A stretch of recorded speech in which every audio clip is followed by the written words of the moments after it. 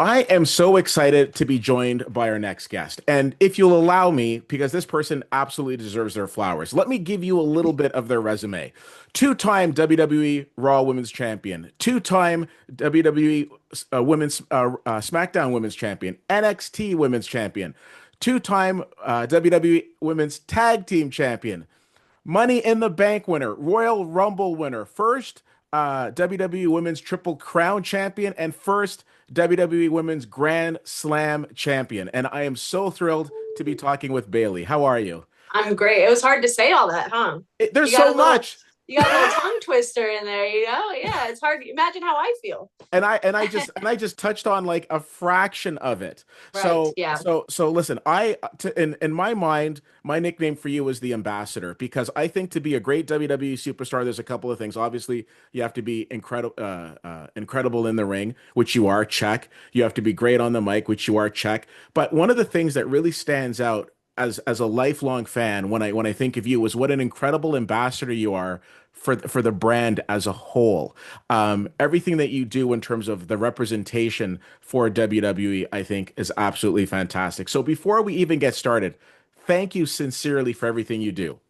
Oh, thank you so much. That makes me feel honestly, it makes me feel nice to hear that. I always hope that I'm representing the company in a bright light and in the best way possible. So appreciate that.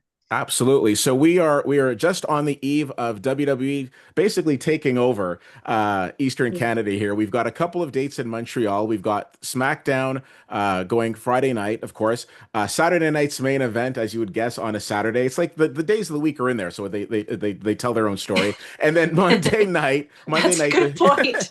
yeah, then Monday night, the short trip to Toronto for Monday Night Raw. So this is Yeah. very exciting. And I always love getting the perspective. Of course, there are a lot of people who have seen WWE before who, as soon as it's on the calendar in their vicinity, they're excited to go. But what do you say to people who have never seen the product live before? Because I've always felt anytime I've brought a first timer, if you will, they're hooked immediately. So, Yeah, so what yeah. do you say to the people? What can they expect for people who've never seen WWE live before? Um, I would say you just got to give it a chance. You know, there's a lot of sports that I watch on TV that I just don't feel much for until I'm there in the atmosphere. It's different when you get to these live shows. And I use my sister as an example. My sister, my oldest sister, Jessica, she watched me come on the independent. She would come to my shows and she would watch me on TV when I got to NXT and everything. But it wasn't until she saw me in San Jose for an NXT show live in the crowd where she was like, now I get it. Like now I understand the magic and why this feels so special. Like she told me she couldn't even explain the feeling. And that was back in 2014, like Mhm. and now anytime she could come to a live show, she does because it's just such a great atmosphere. And there's no other place that you can go where, um, everybody's just into it. You see any age where the kids are, 3 years old, 5 years old, where grown men are crying after something, or women are losing their minds watching a women's match, or melting over Roman Reigns. Like there's just so many different emotions of feelings that go into a WWE show, and it's just incredible. You got fireworks, you got live music, loud music. You get sweat, depending on where you sit. You could get sweat dripped all over you. And it's just the best experience ever. So if you haven't been, I promise I'm not being biased. It's a big deal. No, absolutely. The popularity of WWE continues to soar, and of course, we're seeing things like the deal with Netflix, which is incredible. And of course, Netflix has that show right now, Unreal, and we just Mm. season two of Unreal just dropped. I wanted to get your take. How do you feel about that show? Because I know some people like it, some people are like, "Oh, we're giving away too much." What's your thoughts on it? Yeah, I'd say it's a little bit of both. At first, when it was first presented to all of us, I thought it was very, very strange, because I felt like I came in an era where it was opening up a little bit more. Same with, like, the internet got popular and Instagram, and now people want to get to know the real you instead of just what they see on TV, and sometimes that helps popularity. Mhm. And I've realized that with myself is like I was able to connect with fans better when I let them in a little bit more. So that's kind of how I saw it was, this might be a good way for wrestling fans to see us in a different light and really connect with us on a more human level and maybe want to cheer for us more, or want us to win that much more. And then it's also good, obviously, for a non-wrestling fan to see it. People love reality shows. And the fact that we get to do this on Netflix and really show what we're all about, I think is just a win. And as a whole, as difficult as it might be for some of us, to kind of be vulnerable and kind of show that side, they still don't get to see everything. Like, you could watch clips of it and it's like, you still don't really know what happened. So I think that it's a good happy medium, and you just kind of have to accept it because Netflix has done a great job with it. Like, if we're gonna do this, they're doing it in the best way possible.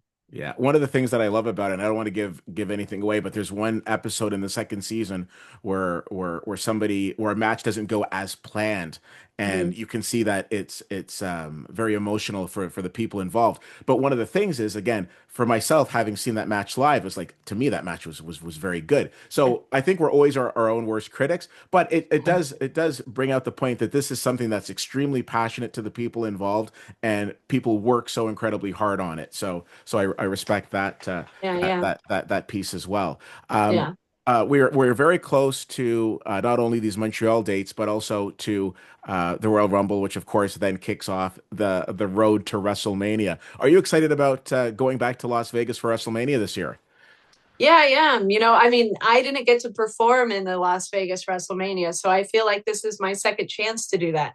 Right. I think that, Vegas was a great home for it. And speaking as somebody who's been in the company for so long, I look forward to Las Vegas. For one, it's close to home for me, California, where my family and friends can easily take a trip there. Who doesn't love Las Vegas? I did a seminar in December with a bunch of girls from all over the states, but also from the UK, from Australia, and and they all talk about like, oh, Las Vegas would be a fun destination to like meet up again. So I think it just has that like spark about it where it just wants, Vegas is a place to bring people together. So I think WWE running Mania there again is a really cool. It's going to be really fun. It's kind of weird, but it's the first time we've ever done back to back. So Yeah. we keep making history. I love that. I love that. All right. Wanting you to be respectful of the time, we're going to drift in some rapid fire questions. First Okay. question of rapid fire is always, Bailey, what is your favorite movie of all time? And if you can't give me one, I'll take a top three. Love and basketball.